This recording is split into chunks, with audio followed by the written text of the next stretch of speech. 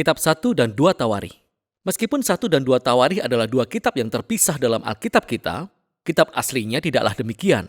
Karena terlalu panjang, kitab ini dibagi menjadi dua. Tapi sebenarnya ditulis sebagai satu kitab dengan satu alur cerita yang terintegrasi. Nah, di dalam Alkitab kita, kitab Tawarikh urutannya terletak setelah kitab Samuel dan Raja-Raja. Dan sebagian besar isi kitab Tawarikh merupakan pengulangan dari kedua kitab tersebut. Oleh karena itu, kebanyakan para pembaca modern ketika mereka sampai pada kitab Tawarikh, mereka akan berpikir, "Tunggu, aku sudah membaca semua ini." Lalu mereka melewatinya. Dan itu sangat disayangkan, karena kitab ini sangat unik dan penting dalam Alkitab. Dalam urut-urutan Alkitab Yahudi kuno, kitab Tawarikh berada di urutan paling akhir, karena kitab ini merangkum keseluruhan kitab suci orang Yahudi. Kata pertama dalam kitab ini adalah Adam, tokoh pertama di awal kisah. Lalu paragraf terakhir mengumumkan kembalinya bangsa Israel dari pengasingan. Nah, kita tidak tahu siapa penulis kitab ini, tapi kita bisa mengenalinya melalui detail-detail di dalamnya. Kitab ini ditulis oleh seseorang yang hidup beberapa ratus tahun setelah bangsa Israel kembali dari pengasingan di Babel. Bagi penulis ini, Yerusalem dan Bait Suci dibangun kembali beberapa waktu yang lalu. Dan seperti yang kita pelajari dari Esra dan Nehemia, semuanya tidak berjalan dengan baik. Harapan kenabian yang besar adalah bahwa kota dan bait suci akan dibangun kembali, bahwa Tuhan akan datang untuk tinggal di antara umatnya. Raja Mesianik akan datang dan semua bangsa akan hidup di bawah pemerintahannya yang damai. Namun tak satu pun dari semua itu terjadi. Jadi penulis kitab Tawarikh telah menyusun kembali kisah-kisah Daud, Salomo, dan raja-raja masa lalu untuk memberi pesan pengharapan akan masa depan. Dan kita akan melihat bahwa dia merancang kitab ini untuk memberi penekanan pada dua tema yang jelas. Pertama, pengharapan akan datangnya Raja Mesianik, dan kedua, pengharapan akan bait suci yang baru. Mari kita selami dan kita akan menemukan tema-tema ini di seluruh kitab ini. 1 Tawarikh diawali dengan 9 pasal yang berisi silsilah, daftar panjang nama-nama. Dan kita akan membaca ini dan berpikir bahwa ini membosankan. Dan mungkin itu memang benar. Namun sebenarnya ini amat sangat penting.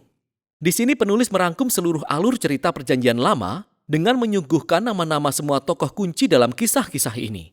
Dengan melakukan hal ini, dia membentuk silsilah-silsilah untuk menekankan dua garis keturunan utama. Pertama adalah silsilah Raja Mesianik yang dijanjikan.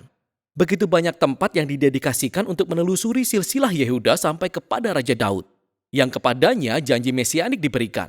Dan kemudian dari Daud penulis menelusuri silsilah itu sampai ke zamannya sendiri. Silsilah keluarga lainnya yang mendapat banyak perhatian di sini adalah imam-imam, keturunan Harun, yang tentu saja melayani di bait suci. Jadi sejak awal kita bisa melihat dua tema utama. Harapan penulis akan kedatangan Mesias untuk membangun bait suci yang baru, berakar pada silsilah-silsilah kuno ini. Setelah itu, penulis beralih ke kisah tentang Daud, dan sebagian besar kisah ini sudah pernah kita baca dari kitab Samuel. Tapi sekali lagi, ada beberapa perbedaan yang sangat penting.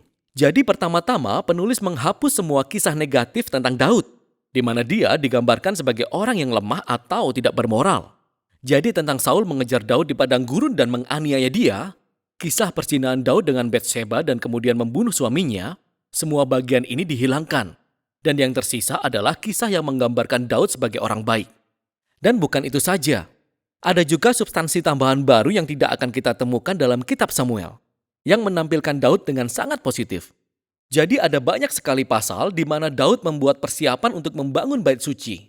Dia mengatur sumber daya dan tenaga bangunannya, dan orang-orang Lewi, dan paduan suara. Dan tidak hanya itu, penulis juga menggambarkan Daud sebagai sosok yang mirip dengan Musa. Tuhan memberi Daud rencana untuk membangun bait suci, sama seperti dia memberikan rencana kepada Musa untuk membangun kemah suci. Jadi mengapa harus ada substansi baru tentang Daud ini? Penulis tidak berusaha menyembunyikan kelemahan Daud. Dia tahu bahwa setiap orang bisa membaca tentang semua kelemahan itu di dalam kitab Samuel. Sebaliknya, dia mencoba menggambarkan Daud sebagai raja yang ideal untuk menjadikannya gambaran atau figur Mesias masa depan dari garis keturunan Daud. Ini sangat mirip dengan apa yang dikatakan Yeremia atau Yehezkiel tentang kedatangan Mesias sebagai seorang Daud yang baru. Hal ini sangat jelas khususnya ketika penulis menceritakan kembali janji perjanjian Allah kepada Daud dalam 1 Tawarikh 17.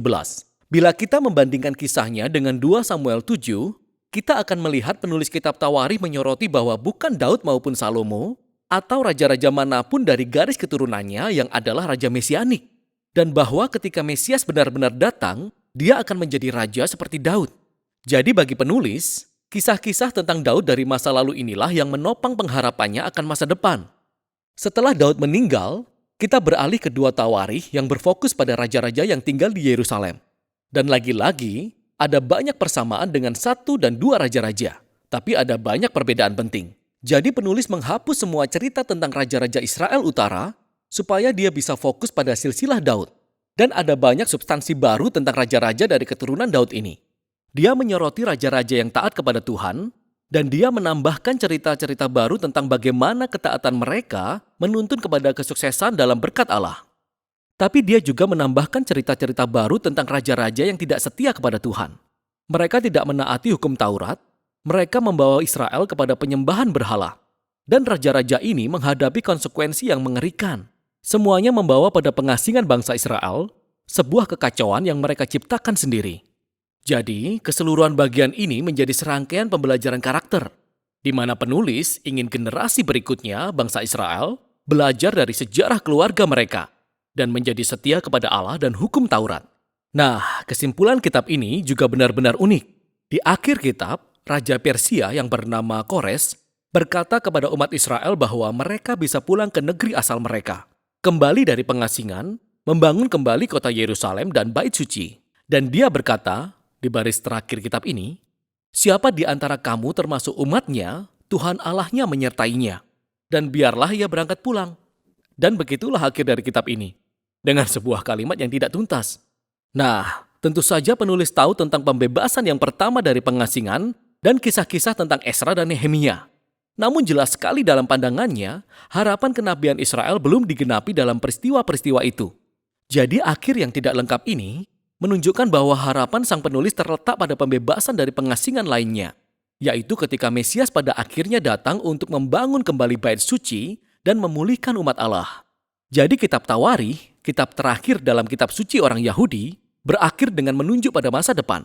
Kitab ini memanggil umat Tuhan untuk melihat ke belakang agar bisa melihat masa depan. Karena masa lalu telah menjadi sumber pengharapan untuk masa depan. Jadi kitab Tawarikh menyimpulkan perjanjian lama sebagai sebuah kisah yang mencari sebuah akhir. Dan itulah isi kitab Tawarikh.